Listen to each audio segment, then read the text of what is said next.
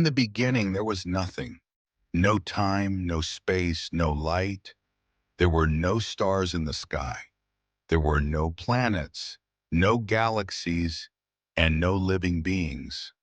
There was only an endless silence stretching beyond imagination. It was a silence so deep and so vast that nothing moved within it. There was no beginning and no end. There was only stillness. Yet this silence was not truly empty. Hidden within it was a powerful cosmic force, an eternal energy that existed before creation itself. This force was neither good nor evil, neither light nor darkness. It was pure balance. For countless ages, this divine energy remained in perfect harmony. It waited patiently for the moment when creation would begin. Then something extraordinary happened. The cosmic energy began to awaken. A vibration spread through the endless void. The silence slowly transformed into possibility. From this eternal force emerged three supreme divine beings. Each possessed a unique purpose. Each carried a sacred responsibility. The first was Brahma, the creator. Brahma represented creation, knowledge, wisdom, and imagination. Within his mind existed the blueprint of the universe. He would shape worlds, create living beings, and bring existence into reality. The second was Vishnu, the preserver. Vishnu represented balance, protection, and harmony. His duty would be to protect creation and maintain order whenever chaos threatened the universe. He would guide humanity and restore righteousness whenever darkness became too powerful. The third was Shiva, the transformer. Many know Shiva as the destroyer, but his role is much deeper. Shiva represents transformation, renewal, and spiritual awakening. He destroys only what has completed its purpose, making way for new beginnings. Together, Brahma, Vishnu, and Shiva form the Trimurti. The Trimurti is not simply three gods. It is the eternal cycle of existence itself. Brahma creates, Vishnu preserves, Shiva transforms. Without creation, nothing can begin. Without preservation, nothing can survive. Without transformation, nothing can grow. This sacred balance exists everywhere in the universe. It exists in nature, it exists in time, and it exists within every human life. Every beginning reflects the power of Brahma. Every moment of growth reflects the protection of Vishnu, and every ending reflects the transformation of Shiva. The story of the Trimurti is not only the story of gods, it is the story of existence itself. It is the story of the universe, and it is the story of us all. In the vast cosmic ocean, Lord Vishnu rested peacefully. He lay in deep stillness, floating upon the infinite waters, calm and unmoving, as if time itself had paused around him. There was no sound, no movement, only a quiet, endless ocean stretching in all directions. His presence alone held balance in the universe. From his navel, slowly and gracefully, a lotus began to emerge. At first, it was just a small glow, a spark of life in the darkness. But as moments passed, the lotus grew larger, unfolding its petals one by one. It shone with a soft, divine light, illuminating the emptiness around it. This was no ordinary flower. It carried within it the power of creation itself. From that glowing lotus, a new being was born, Brahma, the creator. When Brahma opened his eyes for the first time, he saw nothing, no sky above him, no ground beneath him, no life, no movement, no sound, only darkness, endless, silent darkness. He looked around in confusion. He did not know where he was. He did not know who he was. He did not even understand why he existed. Alone in the vast emptiness, Brahma began to search for answers. He looked in every direction, hoping to find something, anything that could explain his existence. But there was nothing, only silence. A silence so deep that it echoed within his thoughts. He felt lost. He felt uncertain. For a moment, even fear touched his mind. Then suddenly a voice echoed through the darkness. It was not loud, yet it filled the entire universe. It was calm, powerful, and undeniable. The voice spoke a single word: create. That one word carried immense meaning. It was a command, a purpose, a beginning. Though Brahma had no experience, no knowledge, and no guidance, something within him awakened. A deep understanding began to rise. And so he began. With pure intention and divine energy, Brahma started shaping the universe. He created the sky above, vast and open, stretching beyond limits. He formed the earth below, strong and steady, ready to hold life. Mountains rose from the ground, tall and majestic. Rivers began to flow, carving paths across the land. Oceans filled with depth and mystery, holding endless possibilities within them. Then came light. Brahma created the sun, shining brightly, bringing warmth and life. He created the moon, gentle and calm, lighting the darkness of the night. Stars appeared across the sky, sparkling like countless points of hope. Time began to move. Moments turned into hours. Hours turned into days. Days turned into nights. Seasons began to change, creating rhythm and balance in existence. With time, life slowly began to appear. Plants grew from the earth, covering the land in green. Animals began to move, filling the world with energy. And finally, humans were created, capable of thought, emotion, and choice. The universe was no longer empty. It was alive, full of beauty, movement, and purpose. But creation brought more than just life. Along with existence came emotions. Desire began to grow. Fear entered the hearts of beings. Attachment formed between people and things. And slowly, ego took shape. The sense of I and mine began to rise. What started as harmony slowly began to shift. Balance was no longer perfect. With ego came comparison. With desire came dissatisfaction. And with attachment came suffering. The universe that was once pure and balanced began to change. And so, within creation itself, the seeds of imbalance were born. As the universe continued to expand, change became inevitable. What once began as a perfect and balanced creation slowly started to shift. Masama Masha, life grew, evolved, and spread across the universe. But with growth came complexity, and with complexity came conflict. Good and evil began to rise together. Light and darkness started to clash. Peace slowly turned into struggle. Balance, which once held everything together, began to weaken. At first, the imbalance was small, barely noticeable. But over time, it grew stronger. Desire turned into greed. Power turned into control, and harmony began to break. It was at this moment that Vishnu took responsibility.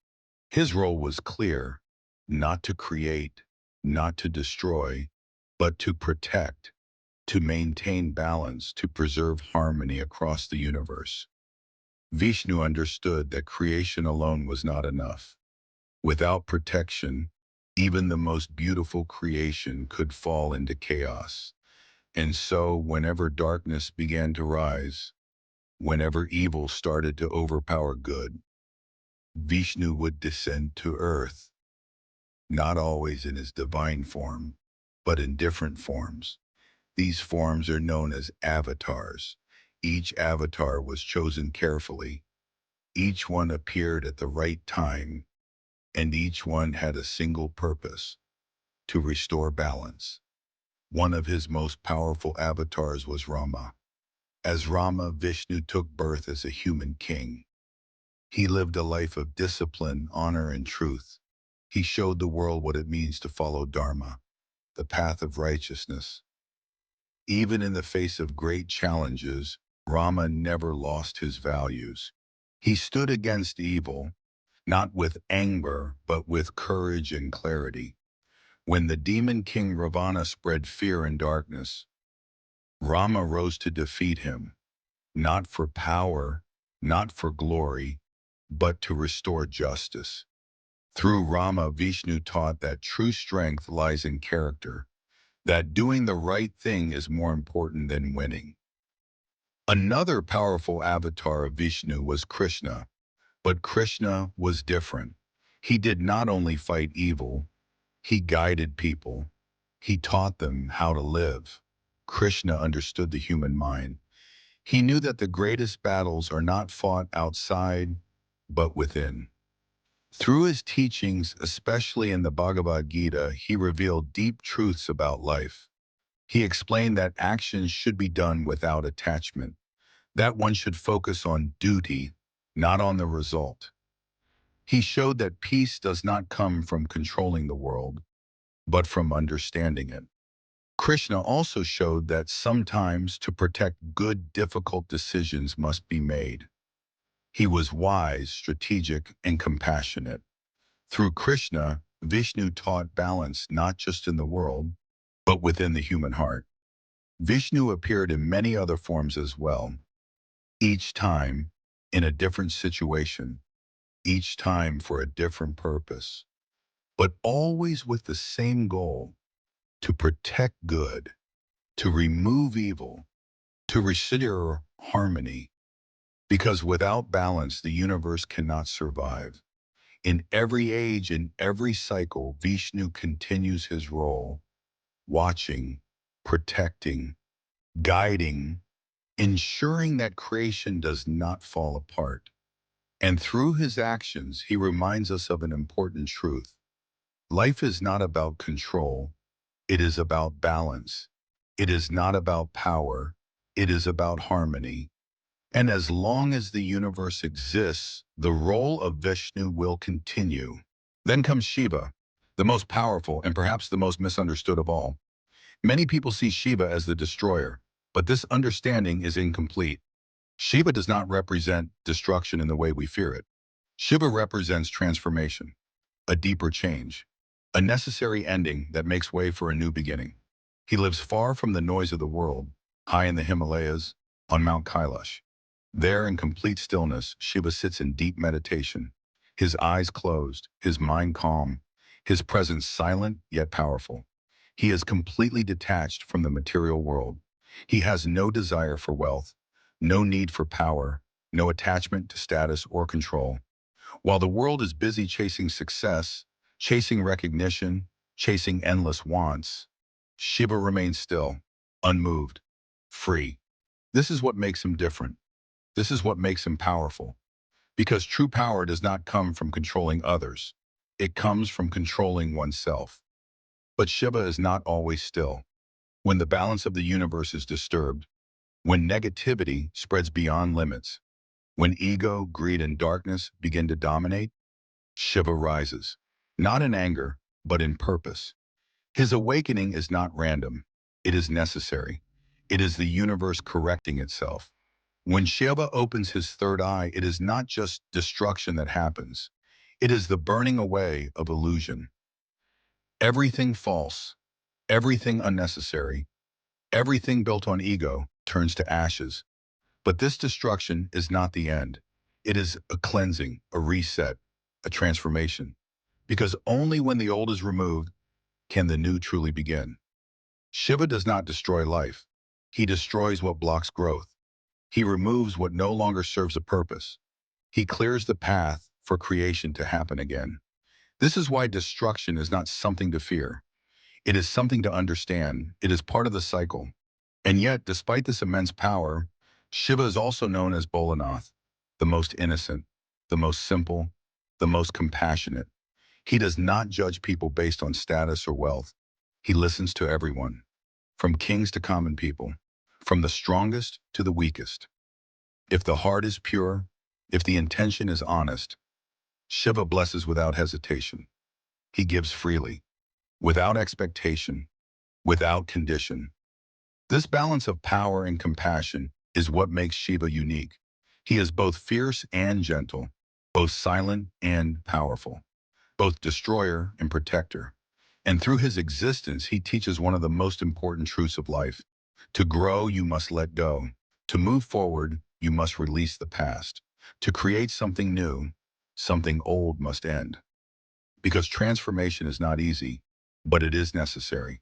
And Shiva is the force that makes it possible. One day, a question arose between Brahma and Vishnu, a question that would shake the very foundation of the universe. Who is greater? Brahma, the creator, who gave life to everything? Or Vishnu, the preserver, who protected and maintained it? What began as a simple question slowly turned into an argument. Both believed in the importance of their roles. Both believed their purpose was the most essential. As their debate grew stronger, the universe itself seemed to respond. Suddenly, a massive pillar of fire appeared before them. It rose endlessly into the sky and stretched infinitely downward. It had no visible beginning, no visible end. It was beyond understanding, a divine mystery standing before them. A voice echoed through the vast space. Find the beginning or the end of this pillar, and you will know the truth. Without hesitation, both set out on their journey. Vishnu took the form of a great being and moved downward, searching for the base of the pillar. Brahma soared upward, flying higher and higher, trying to find its top. They searched for a long time, through distance beyond imagination, through silence beyond thought. But no matter how far they went, the pillar continued endlessly. There was no start, there was no end. Eventually, Vishnu stopped. He realized the truth. This pillar was infinite. It could not be measured. It could not be reached. He returned and accepted his limitation with humility. Brahma, however, continued his search. Unwilling to accept defeat, he searched for a way to prove himself right. But the truth could not be changed. When both returned, the answer was clear. Neither had found the beginning, neither had found the end. And in that moment, Shiva appeared. From within the infinite pillar of fire, he revealed himself, calm, powerful, beyond comparison. He looked at both Brahma and Vishnu and spoke with clarity. No one is greater, because all are one. In that moment, the truth became clear. Creation, preservation, and transformation are not separate forces. They are parts of the same eternal cycle. Without creation, nothing can begin. Without preservation, nothing can continue. Without transformation, nothing can evolve. All three are equally important. All three are connected. This cycle exists everywhere, in the universe, in nature, in time, and within each one of us. Every beginning is a creation, every moment of growth is preservation, and every ending is transformation. Life itself follows this pattern, constantly changing, constantly evolving, constantly renewing. And so the lesson remains eternal. No force stands alone. No role is greater than the other. Everything is connected. Everything is one. And every ending is simply a new beginning.